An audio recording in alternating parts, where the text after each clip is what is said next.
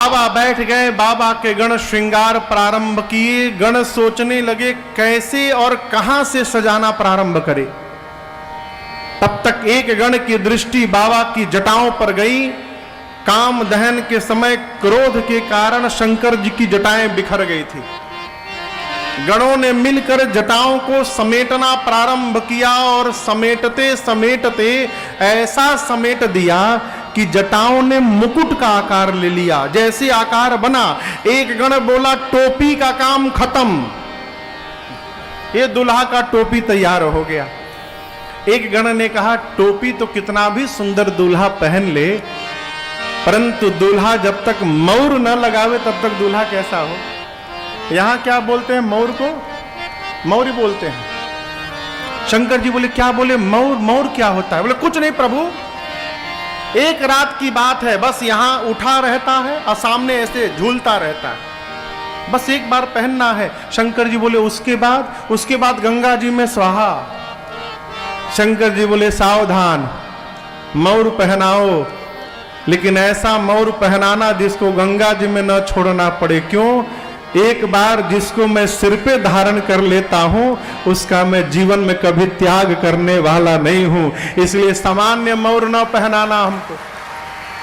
अब गण सोचे ऐसा मौर कैसे बनाया जाए जिसको हटाना न पड़े। एक गण ने दिमाग लगाया, गया एक जगह कोने में 150-200 सांप नाच रहे थे। बलात में चलना है आज, सांप आनंद में नाच रहे, बस 1.5 घंटे बाद निकलना है बारात में। गण गया, जाकर सांपों के झुंड में से कहा देखो 10 mm से जितने पतले हो बाहर निकलो, तुम लोग जितने पतले पतले सांप हो बाहर निकलो। एक साथ 50-60 सांप निकल गए। उसमें से सुंदर सुंदर लंबे लंबे सांपों को निकाल के 25-30 सांपों को गण ने निकाला, सबको पकड़ के सिर के पास बांधा और लाकर बाबा की जटाओं में ऊपर से पहना दिए। सर्पों ने अपना अपना फन फैला लिया सिर ऊपर और सबके पूंछ बाबा के चेहरे के आगे झूलने लगे। गण बोले ये हुआ ना मौर, ऐसा मौर कौन पहना होगा दुल्हा दुनिया का आज तक। शंकर जी बोले एकदम असली चीज तुम पहनाए हो हमको। सर्प यानी काल। आज संसार को पता चलेगा जो काल को भी आभूषण बनाने की शक्ति रखता है वही कालों का काल महाकाल है। ये मेरा वास्तविक परिचय बताया तुम लोगों ने। सांप का मौर बना। अब श्रृंगार दर्शन करिए। कान में कुंडल सांप का, कुंडल कंकन पहिरे ब्याला। कान में कुंडल सर्प का, हाथ में कंगन और बाजूबंद सर्प का। लेकिन ध्यान रखिएगा ये गण बड़े चतुर हैं, मैचिंग का पूरा ध्यान रखे हैं। ऐसा नहीं कि यहां पीला लगा दिए यहां हरा लगा दिए ना। जैसा कान दाहिने में वैसा बाएं में करकोटक और कुल्की नामक सर्प से कुंडल बना, दोनों देखने में एक जैसे। कंबल और अश्वतर नाम के सर्प से कंगन बना, दोनों एक जैसे। शंख और पद्म नाम के सर्प से बाजूबंद बना यहां पर बाबा के। वासुकी सर्प को यज्ञोपवीत बनाकर सीने पर गणों ने लपेट दिया। कहा यह दुल्हा सरकार का यज्ञोपवीत है जनेऊ। क्या? वासुकी सर्प। कान में सांप, सिर पे सांप, गले में सांप, हाथ में सांप, छाती पे सांप, सांपे सांप। एक गण ने कहा कि आभूषण तो पहन लिए दूल्हा सरकार, अब थोड़ा पाउडर लग जाए। अरे नहीं फेशियल हो पा रहा है, पाउडरे लग जाए। कैलाश में कहां से पाउडर आएगा हो। एक गण बोला रुको अभी व्यवस्था करता हूं। दौड़ कर गया स्मशान। एक चिता शांत तक सिर से पांव तक बाबा के शरीर पर गणों ने भस्म का लेपन कर दिया।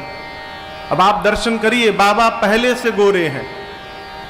कई लोग शंकर जी का फोटो सांवला बना देते हैं, बोलकर भी नहीं। बाबा सांवले नहीं है। कर्पूर गौरम करुणावतारम संसार सारम भुजगेन्द्रहारं सदा वसन्तं हृदयारविन्दे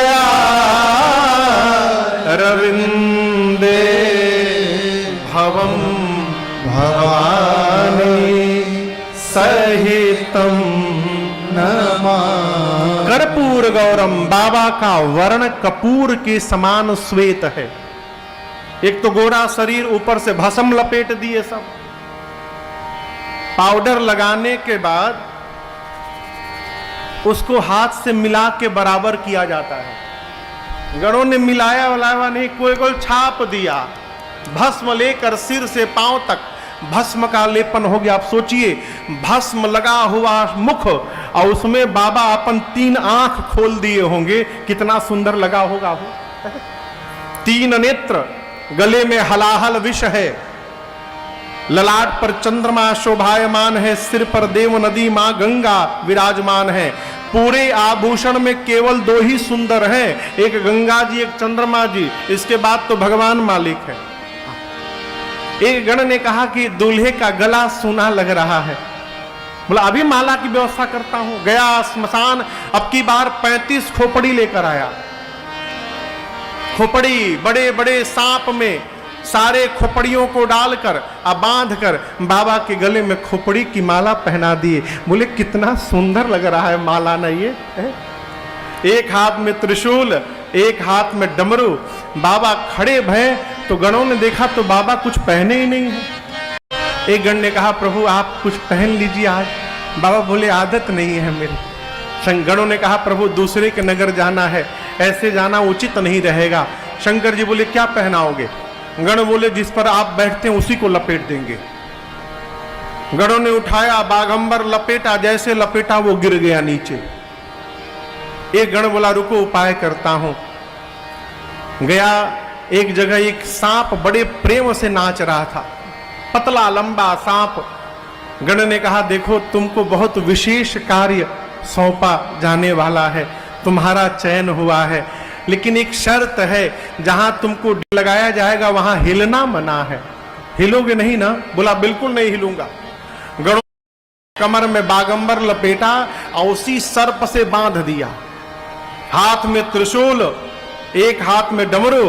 अरे कर त्रिशूला आरुटा मारू विराजा, कर त्रिशूला आरुटा मारू विराजा। चले बसह चली बाजही बाजा, चले बसह चली बाजही बाजा।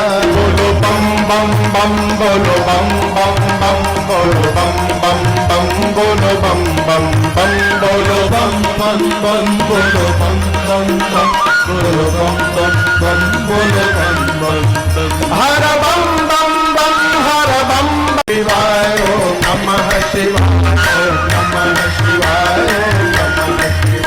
ओम नमः शिवाय, ओम नमः शिवाय, ओम बाबा सच के तैयार भय। तब तक नंदी महाराज चले आए। आजकल का दूल्हा गाड़ी पर बैठता है, पालकी पे बैठता है और घोड़ी पर बैठता है, लेकिन बाबा ना घोड़ी पर बैठे ना पालकी पर, बाबा नंदी पर विराजमान भय। क्यों? नंदी महाराज को सनातन संस्कृति में धर्म का प्रतीक माना गया। नंदी धर्म है। अभी आप देखे होंगे भारतवर्ष में नए संसद का उद्घाटन हुआ और उद्घाटन में उस संसद भवन में सेनगोल को रखा गया, धर्मदंड।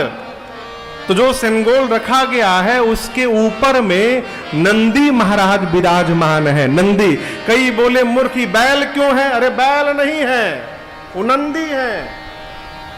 नंदी यानी धर्म, वो धर्म दंड है, इसलिए नंदी जी विराजमान है।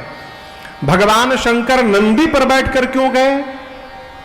धर्म पत्नी का वर्ण करने जा रहे हैं बाबा, इसलिए धर्म पर आरूढ़ होकर जा रहे हैं। ये शिक्षण दिया बाबा ने। नंदी महाराज पर बाबा बैठे, नंदी, भृंगी, श्रृंगी और बाबा ये चारों आनंद में नाचने लगे। अब प्रतीक्षा होने लगी बराती